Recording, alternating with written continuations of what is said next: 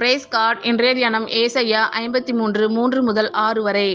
அவர் அசட்டை பண்ணப்பட்டவரும் மனுஷரால் புறக்கணிக்கப்பட்டவரும் துக்கம் நிறைந்தவரும் பாடு அனுபவித்தவருமாய் இருந்தார். அவரை விட்டு நம்முடைய முகங்களை மறைத்து கொண்டோம். அவர் அசட்டை பண்ணப்பட்டிருந்தார், அவரை எண்ணாமற் போனோம்.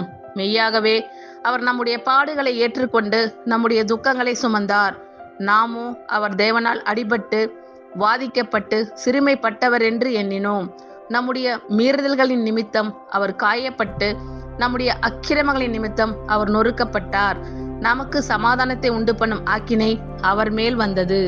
அவருடைய தழும்புகளால் குணமாகிறோம். நாம் எல்லாரும் ஆடுகளைப் போல வழி தப்பி திரிந்து அவனவன் தன் தன் வழியிலே போனோம்.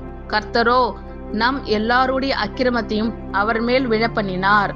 அவர் அசட்டை பண்ணப்பட்டவரும் மனுஷரால் புறக்கணிக்கப்பட்டவரும் துக்கம் நிறைந்தவரும் பாடு அனுபவித்தவருமாய் இருந்தார். அவரை விட்டு நம்முடைய முகங்களை மறைத்து கொண்டோம். அவர் அசட்டை பண்ணப்பட்டிருந்தார், அவரை எண்ணாமற் போனோம். மெய்யாகவே அவர் நம்முடைய பாடுகளை ஏற்றுக்கொண்டு நம்முடைய துக்கங்களை சுமந்தார். நாமோ அவர் தேவனால் அடிபட்டு வாதிக்கப்பட்டு சிறுமைப்பட்டவர் என்று எண்ணினோம்.